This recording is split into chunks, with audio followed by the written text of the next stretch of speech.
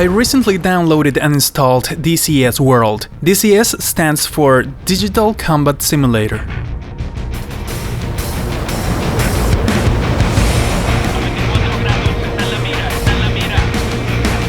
This is a combat flight simulator and you can only fly military aircrafts. And every aircraft is represented with every detail and in the most realistic way. The simulation is taken seriously, so you have the option to start the engines from cold and dark and do almost everything you want. Because every airplane has a different cockpit and different characteristics, you will find yourself watching the tutorials and training sessions to learn how to start the engines or anything in particular.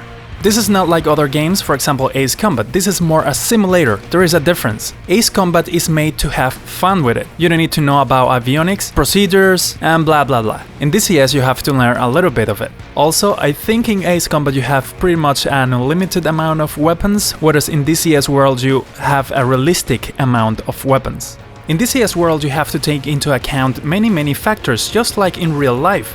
After all, the idea behind this simulator is to simulate the real thing. What I love about DCS World, apart from its graphics, is that it's free. You can download it and install it for free, and it will come with two aircraft, the Su-25T and a TF-51D Mustang. But this simulator can be expanded with the use of modules, which can be aircraft, maps, missions, and add-ons. Now, depending on the detail of the aircraft, some of them can be very expensive, like this F-16, because all the buttons, knobs and everything in the cockpit is clickable, so you can do whatever you want just like in real life with a real F-16.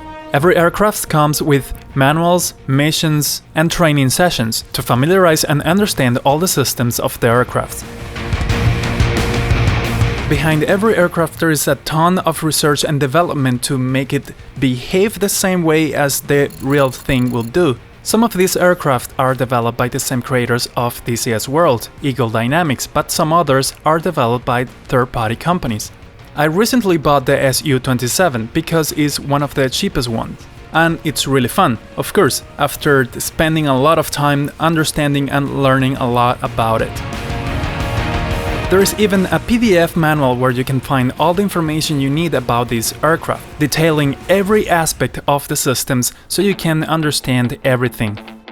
I don't know if fun is the word I would use to describe this simulator. I imagine some people will find it very realistic and they won't be able to even start the engines, so it will be very frustrating. But for people who are familiar with flying, this is a great deal of fun. Especially because you feel like you are flying real machines that are worth millions of dollars and they're not accessible to the public or civil aviation. So if you have been flying in Ace Combat, Call of Duty or games like that, this is totally different.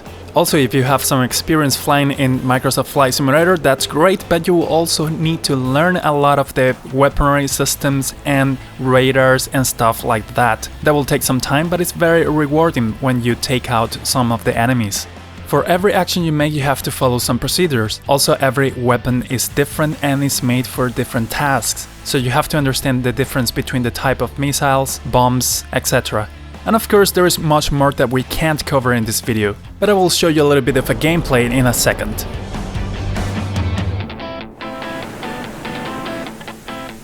Now, the Su-27 that I bought is a cheap airplane because all the knobs and buttons in the cockpit are not clickable. So you have to use the keyboard and learn a lot of key combinations. Don't worry because you can set up your own combinations, but there are a lot of them. For example, the TF-51 that it's included in this simulator has a clickable cockpit, so you can do the whole procedure of the engine startup and whatever you want in the three-dimensional cockpit, or you can use the key combinations. Weapons, ammo, fuel and every kind of resources are not infinite, so you have to go back to the base if you want to refuel and reload some guns. This simulator is very realistic in several ways, from the look of the airplane outside and inside, to the physics involved that change according to the temperature outside, the weight of the airplane, and many other factors. The G-forces are very important as well, because since jets are very fast and are very maneuverable, they produce high G-forces, but to simulate that at home is quite complicated. So we get the simple black or red screen when we pull high Gs, and that's all, just like in any other simulator. We can also hear the breathing of the pilot with a technique that jet pilots do when they are in high G forces.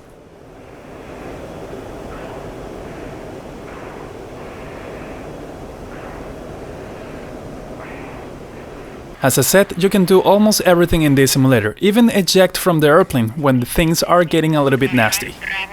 And after falling with your parachute slowly, you can walk around the terrain. Something totally useless, but very realistic. Being a free simulator is very good, graphics-wise and simulation-wise. Of course, if you want more fun, you have to buy the modules, but that's up to you. This simulator is of a great standard, even the sound is very realistic. But what about the controls? Well, you can use any controller or joystick you want and assign any axes, buttons, switches to any function of the simulator. Of course, you can use the keyboard, but that's not realistic and it's very uncomfortable. I'm using my radar control that I use for my RC airplanes, and it can be connected to the PC and be used as a joystick, so it's very good. But to simulate better and feel more comfortable, I will buy soon a joystick. Any cheap joystick should work, but I'm thinking also to make my own joystick using Arduino. If you want me to make a joystick and more controls for this simulator and any other simulator using Arduino, just let me know in the comments below. DCS is also compatible with VR sets, so it would be a huge, amazing experience, because not only you see everything when you move your head, you can also see everything in 3D, so everything has some depth and it will feel more real. But these systems are a little bit expensive, so for some people that doesn't have the budget to buy this kind of system, you can also buy the IR tracker, which is a tracking set that you put on your head, and you have a camera that will track your movements of your head, and the movements will be reflected in your simulator. This system is more affordable and comfortable to wear. You also need a decent PC to run this simulator. The minimum specs will be similar to any other game, so just check it out in the official website. I will leave the link in the description below. By the way, no one is paying me to make this review, I'm just giving my own opinions about this simulator.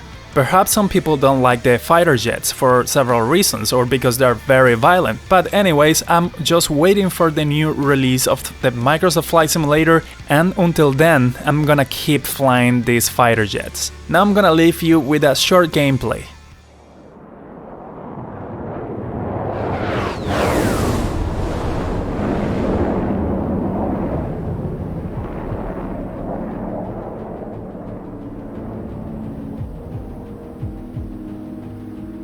Okay guys, here we are. I'm gonna just give you a quick overview.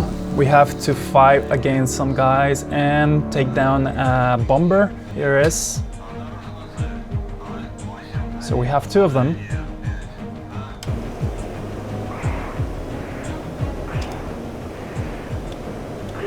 It's supposed to be tracking now.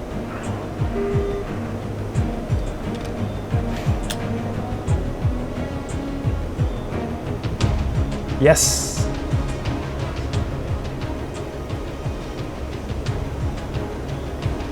It's not done yet, we have another guy around following us.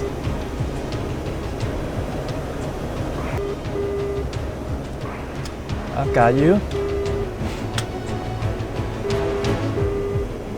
There we have it. So we got two down.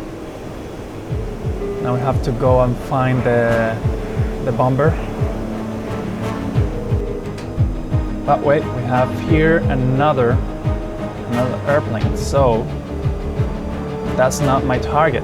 My target is that we just passed, so I'm gonna cancel that. So there we have it. Let's activate the radar again. Good. Now let's put this.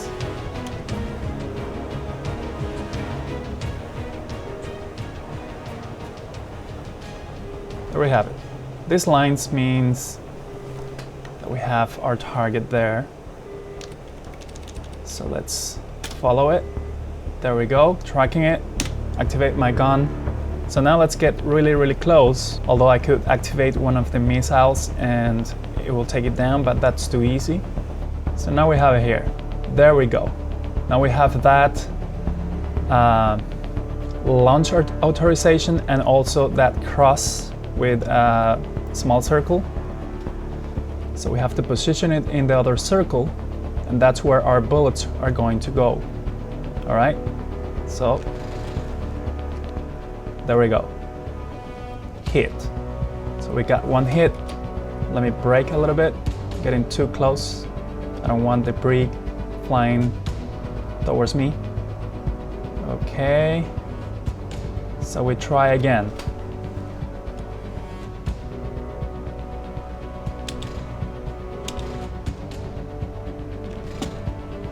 There we go. There it goes.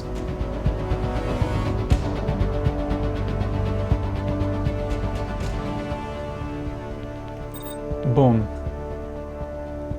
If you'd like me to do more videos like this, just let me know in the comments below, and I'll see you in the next video.